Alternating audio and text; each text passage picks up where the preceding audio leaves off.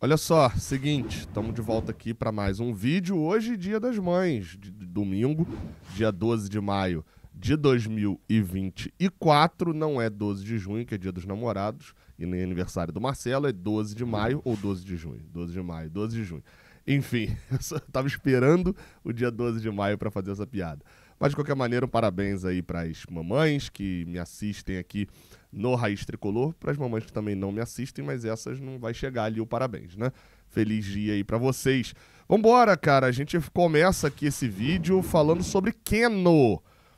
Notícia do Emerson Pansieri, do Matheus Moratória e do Thiago Reis, mais especificamente o Emerson Pansieri foi quem publicou essa notícia ali diretamente, na Itatiaia Esporte, de que o Cruzeiro fez uma consulta pelo atacante Keno. Jogador de 34 anos, tem contrato com o Fluminense até o final do ano que vem, o final de 2025. Segundo diz aqui a matéria, houve uma consulta do Cruzeiro pelo atacante Keno, e a partir dessa sondagem, o Clube Celeste buscou informações e detalhes sobre o atacante para quê? Num cenário favorável e positivo, contar com o jogador. Só o que diz é isso, tá? Ele vem ali numa sequência da matéria e tal, fala outras situações sobre o Keno, papapá, mas de informação é isso. Primeiro pensamento que a gente tem que olhar e a gente tem que analisar sempre a notícia. Eu sempre falo isso, né? A gente precisa analisar, o fato acontece, esse fato vira notícia, e a gente tem que analisar a forma como esse fato virou notícia, aonde virou notícia e o sentido geral. Vamos lá, primeira coisa.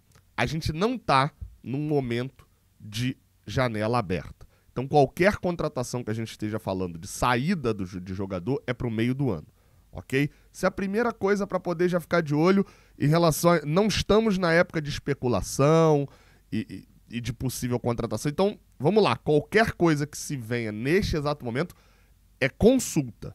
E a gente precisa olhar isso também. A forma como o pessoal da Itatiaia publicou. O pessoal da Itatiaia publicou: Cruzeiro faz consulta ao Fluminense. A gente já viu do lado do Fluminense que por várias vezes a gente, aí eu coloco a gente como Fluminense, né? Consulta vários jogadores. E aí, como é que tá o cara? E aí, como é que tá de contrato? Vocês estão querendo negociar? E aí, ó, com quem que eu falo? Vocês querem troca? O cara tá querendo sair? Como é que funciona? Então, consulta é consulta, proposta é proposta, interesse é interesse, sondagem é sondagem, e foi uma consulta. Outra coisa que é importante a gente também ficar de olho, tá? O Keno vem sendo oferecido, uma informação até que eu trouxe aqui, com exclusividade aqui no Raiz Tricolor, que o Keno foi oferecido pelo staff dele, pelo seu empresário, seus empresários, ao Vitória na janela anterior, naquela janela ali do final do estadual. Aliás, melhor dizendo, essa notícia chegou na janela anterior, mas esse oferecimento do Keno tinha sido ainda na virada de ano. Ou seja, ele foi oferecido, renovou o contrato com o Fluminense, e aí essa notícia começou a sair. Também saiu notícia sobre o Atlético Paranaense, de que o jogador teria sido oferecido por lá também. Mas isso, novamente, antes dele ter renovado o contrato dele com o Fluminense. Essa notícia do Cruzeiro agora não fala em ele ser oferecido de novo. Porém, a gente olha para a notícia e a gente consegue entender qual é a lógica do Cruzeiro querer o Keno agora. Nessa semana, cerca de uma semana atrás, mais ou menos, Alexandre Matos se tornou o novo diretor de futebol da equipe do Cruzeiro. O diretor de futebol ali já conhecido há muito tempo, que já inclusive tinha trabalhado no Cruzeiro há 10 anos atrás, chegou como diretor executivo de futebol para poder tocar essa parte do Cruzeiro. O que isso tem a ver, Gabriel? Alexandre Matos trabalhou com o Keno no Atlético Mineiro e no Palmeiras. Então estamos falando de um cara que já conhece, que tem o interesse e que às vezes fez essa primeira consulta com o objetivo de levar o jogador lá para BH no meio do ano. Sobre grana, o Cruzeiro tem condições de pagar, aí não é com a gente. Fato é que o Fluminense tem contrato com o Keno e para liberá-lo teria que receber alguma questão ali de valores pela venda. Você fala, Gabriel, mas vai receber valores? Ué, Se o Cruzeiro quer o jogador, que pague, que não façam igual fizeram com o William Bigode, onde o Fluminense terminou com uma dívida de mais de 7 milhões de reais por uma ação ridícula da forma como se encerrou o contrato com o William Bigode. 7 milhões de reais que a gente tem de dívida com o William Bigode, tá? Só pra deixar claro, 7 milhões de reais de dívida foi publicada essa semana. Não dá pra poder encerrar as coisas dessa maneira. Falando em Keno, a gente vai falar um pouquinho sobre o time que vai jogar contra o São Paulo amanhã, mas antes disso, deixa eu dar um toque aqui pra você. Capinha do Thiago Silva, tá? O Thiago Silva tá de volta, voltou, the monster's back, como diz aqui, e a Goalcase já tem as capinhas do Thiago Silva disponível para venda. Bom destacar isso daqui. Capinha oficial, tá? Não é capinha maluca, não, capinha oficial, capinha boa, capinha de qualidade e, como eu falei, oficial do Fluminense. Então o Fluminense recebe por isso, é licenciado, produto do clube mesmo. A Goalcase tem aí anos de trabalho, uma qualidade muito boa, é parceira aqui da nossa mídia independente, né, do Raiz Tricolor, do Jornada, do Canal 20, do canal do Lessa, de todo o nosso grupo. E se você tá vendo esse preço aqui de R$ 59,90, você, assim, desculpa te informar, mas você vai ser otário se você pagar o preço cheio na capinha. Gabriel, por que tá me chamando de otário? Pô, eu canso de vir aqui falar o seguinte, cara. Comprou 2 capinhas, vem mais 2 de graça. Ou seja, essa capinha aqui é praticamente a metade do preço. Porque se você comprar uma, comprou a segunda, você já ganha mais 2. Sai cada uma pela metade do preço. Você vai escolher aqui o modelo do seu telefone, o modelo da capinha, tem capinha mais resistente, menos resistente, tem capinha tipo essa, que solta a parte de trás e tal, tem todos ali as paradinhas. Eles também têm garrafinhas, tem um monte de produto do Fluminense, tem power banking, tá? Copo térmico, acabou de ser lançado copo térmico, garrafinha térmica pequena, garrafinha térmica grande. Aproveita, vai lá, tudo isso você pode usar o cupom JORNADA. Cupom JORNADA. Botou isso, além desse desconto todo que eu falei de 2 capinhas, de ganhar mais 2, não sei o quê, você ainda ganha mais 10% de desconto. Vai lá, tá? No site da Goalcase, só comprar e usar o cupom JORNADA.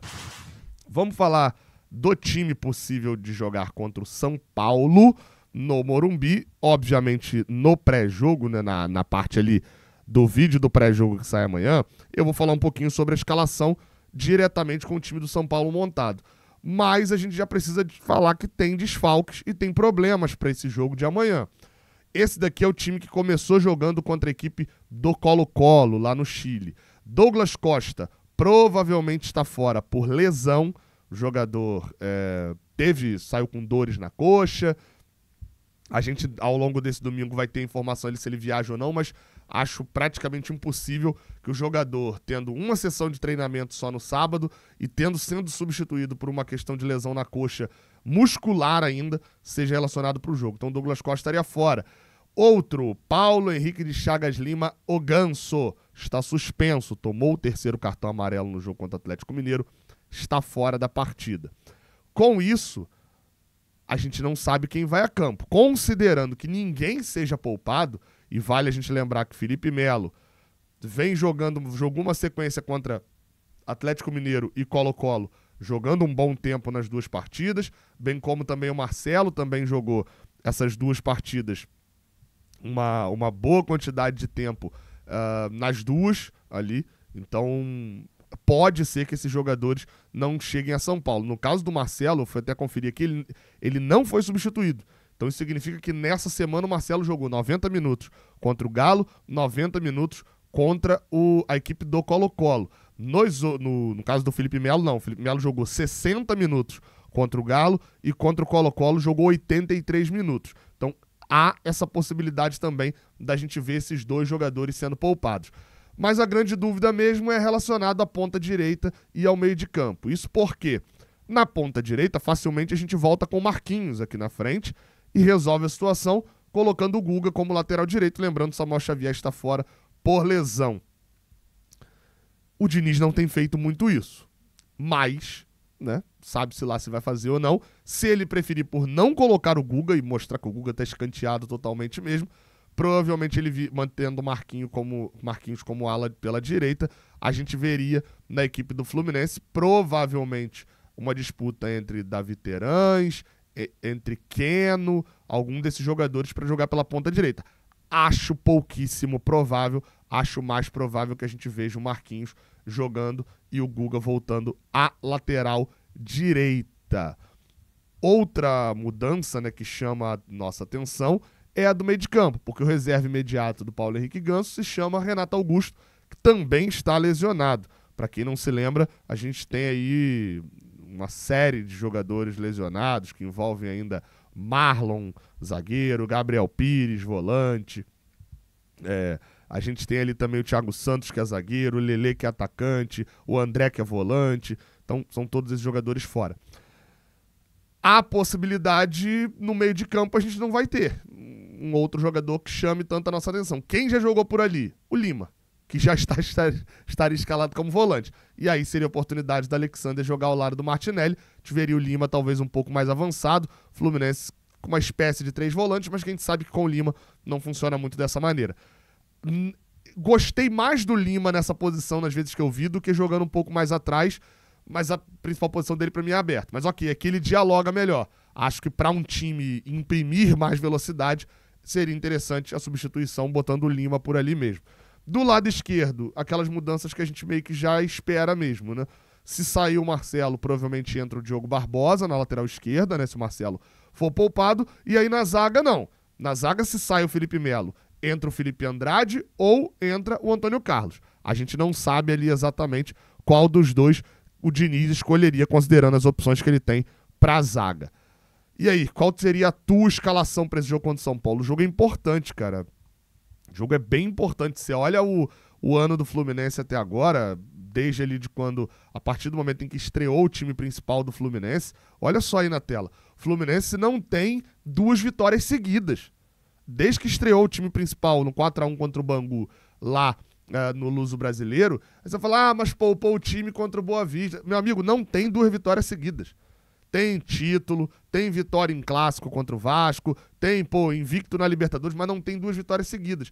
E talvez seja por isso a nossa sensação de que a gente não consegue se empolgar com a temporada. Eu diria isso. Você pode estar feliz, você pode estar, até de certa maneira, olhando para a temporada com uma possibilidade de título mesmo, mas empolgado, a gente não tá ainda na temporada, né? Com uma empolgação. Esse time não empolgou ainda. E eu acho que parte disso passa também pelo resultado. E no resultado, como vocês podem ver, tem as coresinhas aqui, né? O verde é vitória, o amarelo é empate, o vermelho é derrota. A gente não consegue ter 2 vitórias seguidas.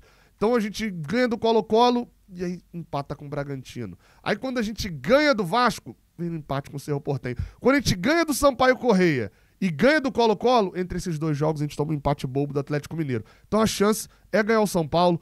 Vai ser um jogo muito importante, é olho nos resultados desse domingo, tá? Porque pode acontecer da gente chegar lá no Morumbi na zona de rebaixamento, e nunca é bom estar na zona de rebaixamento, nunca é bom. Você pode falar o que for, início de campeonato, dane-se, meu amigo, rodada nenhuma é boa de se estar na zona de rebaixamento. Óbvio que para isso acontecer, a gente dependeria de uma vitória do Vasco, algo que não acontece muito, mas eles enfrentam Vitória que também estão muito mal. Então, vambora, tem que ir para esse jogo contra o São Paulo. Vencer é nosso último jogo de uma sequência de jogos longe do Rio de Janeiro.